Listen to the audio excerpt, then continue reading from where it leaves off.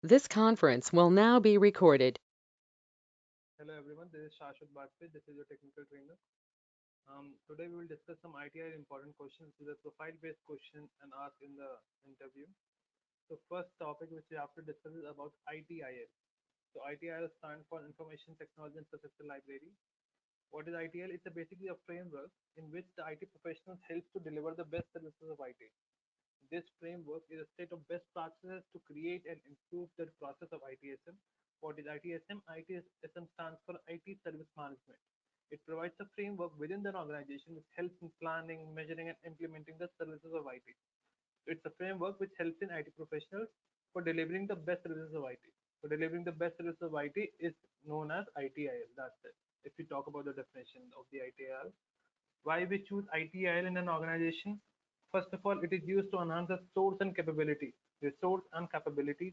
It is used for planning and process with particular goals in mind. It helps in integrating businesses and service strategy as well. It also helps to control the IT budget and investment. This framework is also helps in changing the organizational culture. It also helps in developing the IT and business partnership. It also offers the maximum value to the customer. It also improves the relationship with the customer by delivering the services. It also offers the good management of the services. So there are some five strategies through which ITIL works. Five, like we can see the life cycle of the ITIL. First life cycle of the ITIL stage, service strategy. Service strategy is the first and initial stage of the life cycle of the ITIL framework. The main aim of this stage is to offer a strategy on the basis of current market scenario and business perspective for the service of IT. Think if you have to open any business, you have the idea in your mind. So if you the process like the phase in which you have the idea in your mind is the service strategy. You compare your idea with the business current market scenario, you compare your idea with the current business perspective, so that you can offer the you so that we can check like the idea which you're thinking is totally worth of the cost or not. Okay, so service strategy is the first and initial stage of this life cycle of the ITL framework. The main aim of this stage is that it offers a strategy on the basis of current market scenario. It compares the strategy on the basis of current market scenario and business perspective for the services of IT. This stage mainly defines the plans, position, patterns, and perspective which are required for a service provider. It establishes the principle and policies which guide the whole life cycle of IT service. Following are the various essential services or processes which comes under a service strategy stage. First one is financial management. Second is demand management. Third is service portfolio management. Fourth is business relationship management. Fifth is strategy management. Then we'll move to the service design. Service design is the second phase or the stage of the life cycle of of a service in the ITIL framework. This stage provides a blueprint for the IT services. The main goal of the stage to design the new IT services. We can also change the existing services in the stage. Okay, if you now you have the idea. Okay, now you have to put your idea and you have to make a blueprint of that idea. So that idea, we can compare that idea phase of of converting your idea into a blueprint. We can compare with service design also. It's the second stage in which we create a blueprint of the IT services. Okay.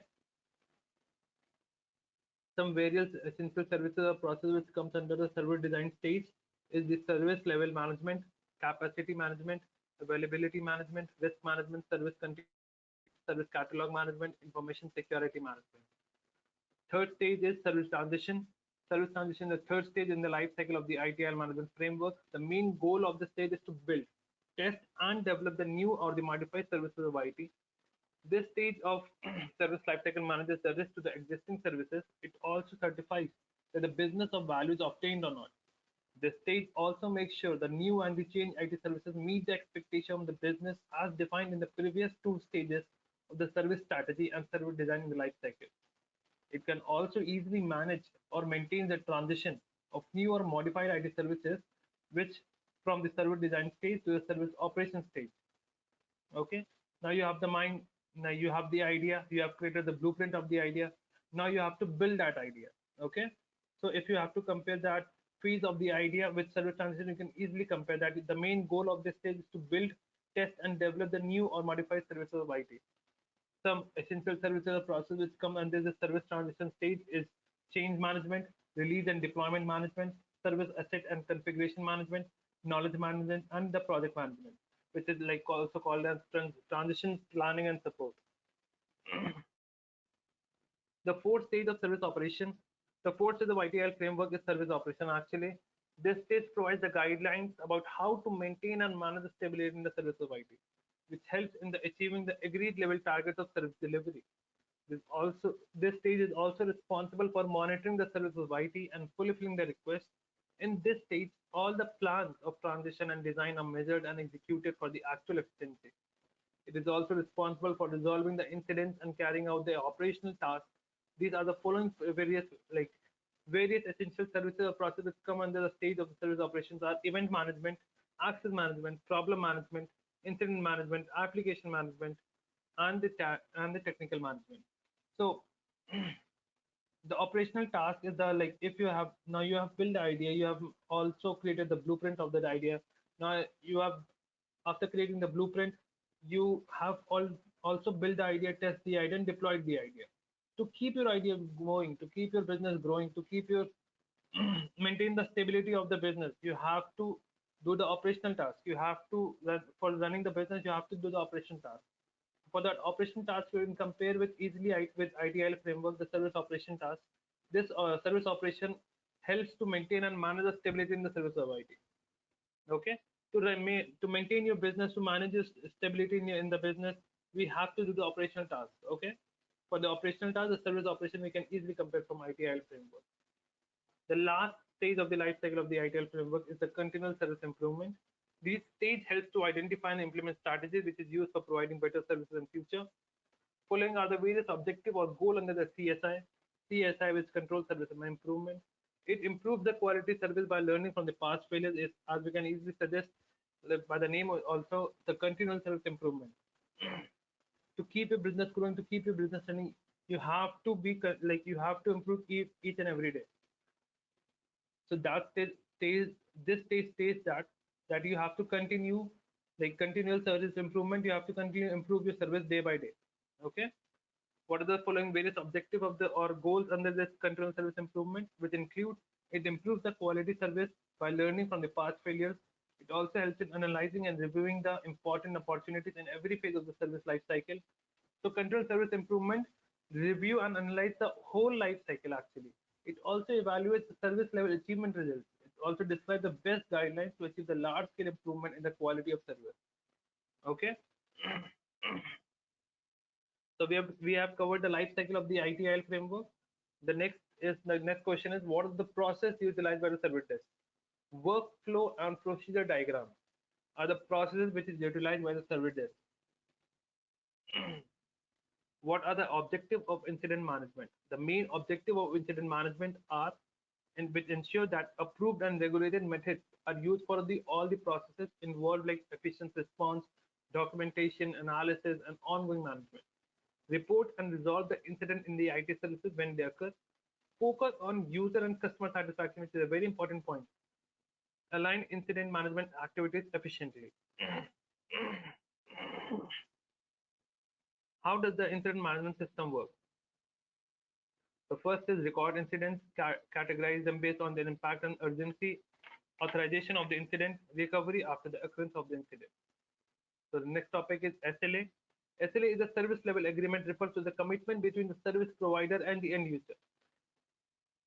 The SLA is a commitment within the service provider and the end user. Like if I am the company and I'm like there's a client of my company, then there's an agreement between us that I'm the service provider and they is the end user. Different types of SLAs: the customer service level agreement, the internal service level agreement, vendor service level agreement. Customer service level agreement, which exists between you and the external customer. Internal service level agreement, which exists between you and the internal customer, which could refer to a department or any other organization. So like internal service level agreement states that if you have any states the agreement between the partners, which is the in the like it's a which I can say like department partnership. Okay, the partnership within the department of the same organization. The third is vendor service level agreement, which exists between you and the vendor. The next question is difference between the project and the process. A project usually has a fixed time span where the process is continuous and does not have any end date. Okay, project have a fixed time span, and the process is continuous. It's never ending. It does not have any end date. What are the responsibilities of an ITIL service desk? It's a very important point, also very important question. The responsibilities of ITIL service desk are to log, classify, and prioritize incidents, to investigate the incidents, resolving the incidents, and incident management reporting. As we have studied incident management in the above question also, define operation level agreement. Operation level agreement is a contract which emphasizes the different IT groups in a company and how they design their services to support SLA. Okay, is a contract which emphasizes a different IT group. Different. There's a lot. See, there's a lot of processes happening within the organization. There's a development process also. There's a testing process also. There's a idea process also.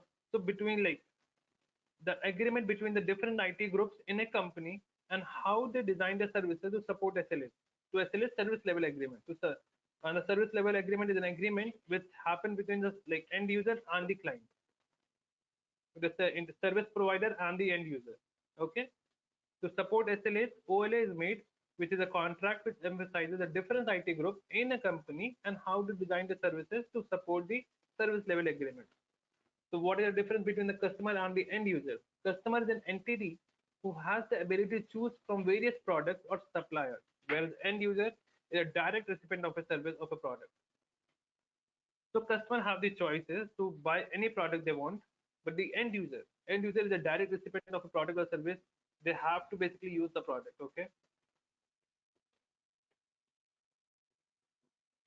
Some examples of web-based service desk tools: BMC, CA Service Desk, Oracle Service Cloud, ServiceNow, SolarWinds Web Help Desk, Spicework Help Desk, Cloud Help Desk, and Tivoli. What is data leakage? It refers to an unauthorized data transmission, either electronically or physically, from an organization to any external destination or recipient. The most common forms of data leakage are through web, email, and the mobile data storage devices. Data leakage is what? That if it refers to an unauthorized data transmission, either electronically or physically, from an organization to any external destination or recipient. If the data is leaking from your organization to any direct like external user is using your data, then that is known as data leakage. The most common forms of data leakage are through web. The data gets easily leaked through web, email, and mobile data storage devices. What are the major factors that contribute to data leakage? The most common factors leading to data leakage include corrupt hard drive, human error, inadequate security control for shared drives, malware, misuse, outdated data security. If the data security is outdated, then definitely one of the hackers will hack your system or hack the organization and will easily get the hold of your data. Okay. Corrupt hard drive. If your hard disk is corrupted, then easily your external user can easily can take the data of from your corrupt hardware. Human error. Human error can be like a human in your organization or a client or an employee in an organization can help to leak the data outside the organization. Inadequate security control for the shared devices. Malware. There's a malware. If you can install a malware in your computer, which can help you to get the access of your laptop or all the access of your organization network, that help the hacker to data leakage. System misconfiguration, technology error, unprotected data backup can are the main factors that help the hacker to get the hold of your data and like the major factor which is leading to a data leakage. How we can prevent data leakage? Data leakage is a serious issue, and thus there is a need to devise a proper strategy to tackle. Data loss prevention is a practice adopted by the organizations to safeguard their data. Under this practice, users are not allowed to send confidential or sensitive information outside of their enterprise network. This required business to distinguish the rules that classify confidential and sensitive information such that any user does not disclose it maliciously or even accidentally. As you can see in the definition also, data loss prevention is a practice adopted by all the organization to safeguard the data, right? So there's some process happening in the or in every organization which is like helps to in the deal with the data loss prevention. This required businesses distinguish the rules that classify confidential and sensitive information such that any user does not disclose it maliciously or even accidentally. What is an XS attack? XSS attack. Cross-site scripting is another type of vulnerability that can be technically described as a client-side code injection act. This particular attack, an attacker injects the malicious data into vulnerable websites. An attack happens when a user visits the web pages as malicious code is then executed. This attack is very harmful to the web application user. The main attack which is faced by the user are usually from the web application. Cross-site scripting is a type of vulnerability that can be technically described as a client-side code injection attack. Okay. In this, attacker injects the malicious data into vulnerable websites. Okay. The attacker injects the malicious data into vulnerable website, and the attack happens when a user visits the web page and a malicious code is then executed. As you click the link of the web page, the malicious code is executed in your laptop, and the hacker can get the easily access of your data. There are three different types of XSS attacks. First is non-persistent, second is persistent, third is document object model based XSS attack. Here the data is injected by an attacker is reflected in a response, and that has a link with the access factor. The second is persistent XSS attack, the most harmful type of attack where the script executes automatically the moment a user opens the page. As soon as the user click the link, the malicious harmful script directly install in your laptop, and the attacker can easily get the access of your system. Whereas in non-persistent, the data injected by an attacker is reflected in the response that has a link with the access factor. Document object model based XSS attack, an advanced type of XSS attack which happens when a web application writes data to the DOM without any sanitization. Okay, without any sanitization, the advanced type of XSS attack which happens when a web application writes data to the DOM without any sanitization. That's the question for the ITIL. That's it for the session. Bye bye.